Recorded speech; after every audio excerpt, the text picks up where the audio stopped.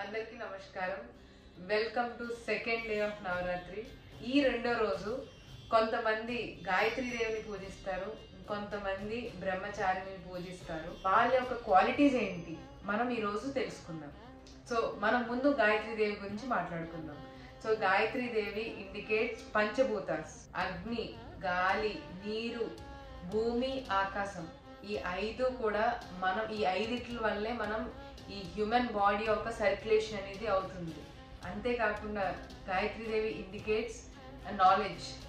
గాయత్రీదేవి అనేది ఒక గొప్ప జ్ఞానవంతురాలు. She have all the knowledge around the world, around these galaxies. జ్ఞానం వైపు నువ్వు అడుగులు వేస్తూ ఉంటే పంచభూతాలు కూడా ఏకమై నీకు ఆ సపోర్ట్ ఇస్తాయి. కేవలం మీ యొక్క సాధన ద్వారా, దాన్ని గుర్తించడం ద్వారా ఆ పంచభూతాలు మీకు ఎప్పుడూ సపోర్ట్ చేస్తూ ఉంటాయి అని ఆవిడ దగ్గర నుంచి మనం ఆ స్ఫూర్తిని పొందొచ్చు. మీరు ఎవ్రీడే పాటించగలిగితే చాలా చాలా మార్పుల్ని మన లోపల అలాగే బయట ప్రపంచంలో కూడా చూడగలుగుతారు. సో ఈరోజు ప్రత్యేకంగా పూజించే మరొక దేవత బ్రహ్మచారిణి మాత. సో ఆమె ఎంతో గొప్ప తపస్వి.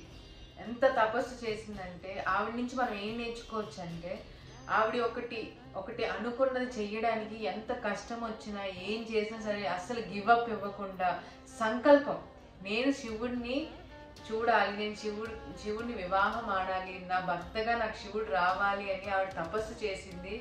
చాలా చాలా కఠోరమైన తపస్సు చేసింది. ఫైనల్గా ఆ తల్లి ఆ వరాన్ని పొందింది. అయితే మన జీవితాల్లో కూడా మన గోల్ ఒకటి ఉంటుంది.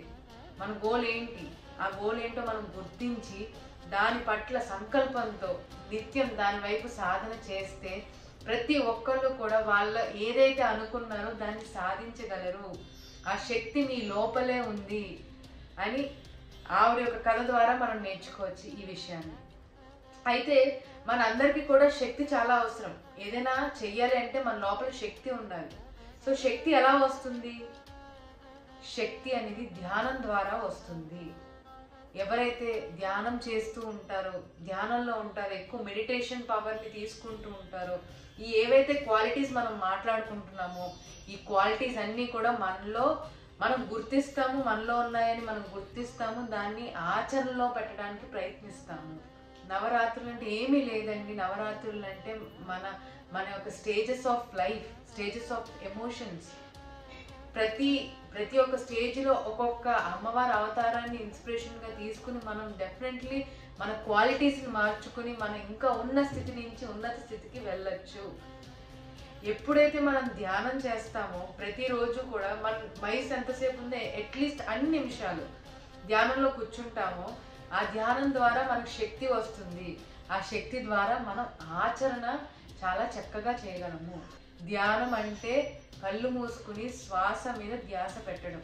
సో ప్రతి ఒక్కళ్ళు కూడా ఈ క్వాలిటీస్ అడాప్ట్ చేసుకోవడం ఎంత ఇంపార్టెంటో ప్రతిరోజు అట్లీస్ట్ మీ వయసు ఎంతసేపు ఉందో అంతసేపు అయినా ధ్యానం చేయడం అనేది చాలా చాలా చాలా ఇంపార్టెంట్. సో ప్రతి ఒక్కళ్ళు కూడా ధ్యానం చేయండి, సాధన చేయండి. చక్కగా మీలో ఉన్న ఆ కాన్షియస్నెస్ని గుర్తించండి. సో రేపు మళ్ళీ నేను మీ ముందుకు వస్తాను. Thank you so much. Thank you.